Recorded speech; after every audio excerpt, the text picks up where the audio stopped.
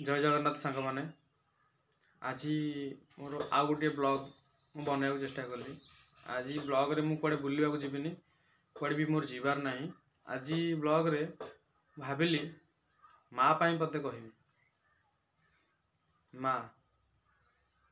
माँ हेउची हमर पेट, बापा हेउचंती हमर पिठी।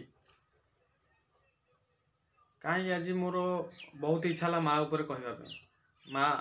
माँ एमती आम जड़े से आमर भगवान ठू बड़ी।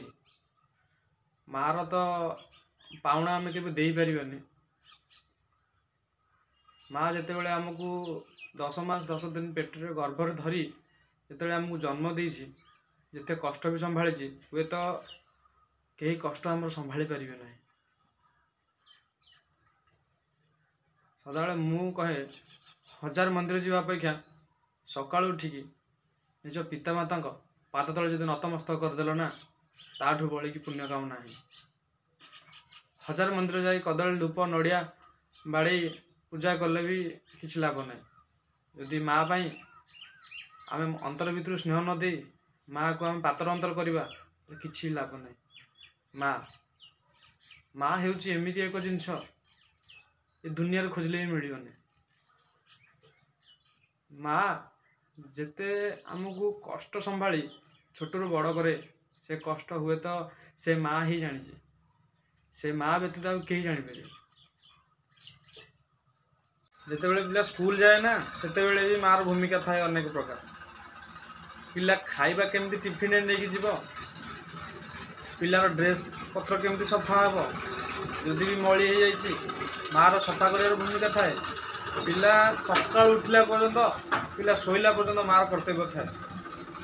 किंतु आज ए दुनिया रे आमर मनुष्य समाज रे कौन चलती? हाँ माँ पछके पड़ी दो किंतु पिला ता कर्म करी ता बाटरे ता निज सुख देखी भोग विलास पूर्ण करी निज इच्छा बाहाई निज माँ को किंतु भूली जाए। मो बंधुगण आपण को कहवा चेष्टा करे आपण मैंने केते निजर माँ और बापा को केते बेले भी आखिरे दुख दियोनी।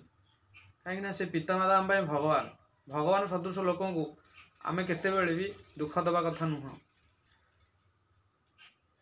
तांको कष्ट तांको दुख तांको पारिश्रमिक आम दे पारिबानी। ए जन्म कौन 1000 जन्म नेला पर भी आम दे पारिबानी। सेथि लागि मु कहे मो मतरे बापा माँ इज्जत कर।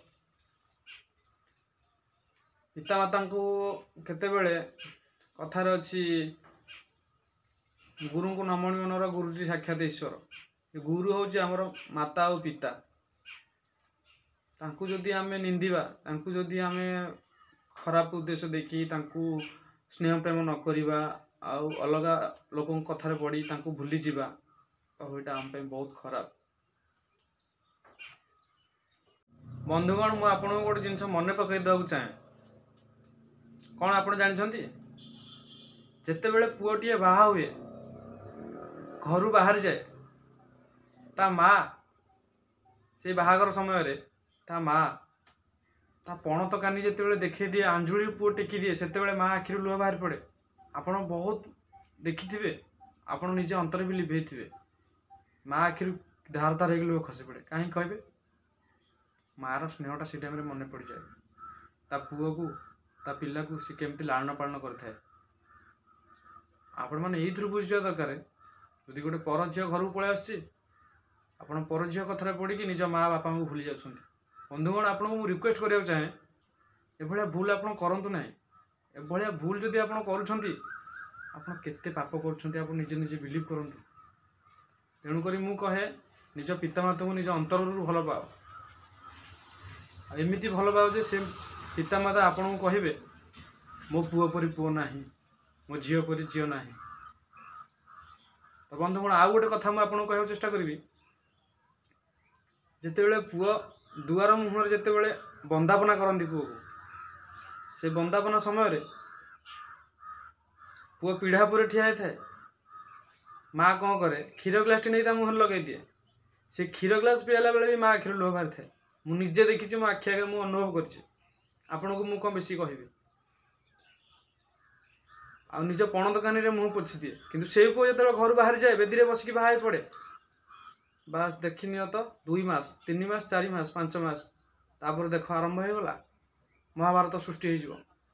ପୁଅ ମାଆକୁ ପଚାରିବନି, ପୁଅ ବାପାକୁ ପଚାରିବନି, ପୁଅ ବୋହୂ ବୋଲରେ ପଡ଼ି ବାହାରକୁ ପଳାଏ, ବାହାରକୁ ନିଜ ସ୍ତ୍ରୀକି ନେଇକି ପଳାଏ, ସେଠାରେ ବହୁତ ଅୟସ କରି ଚଳେ।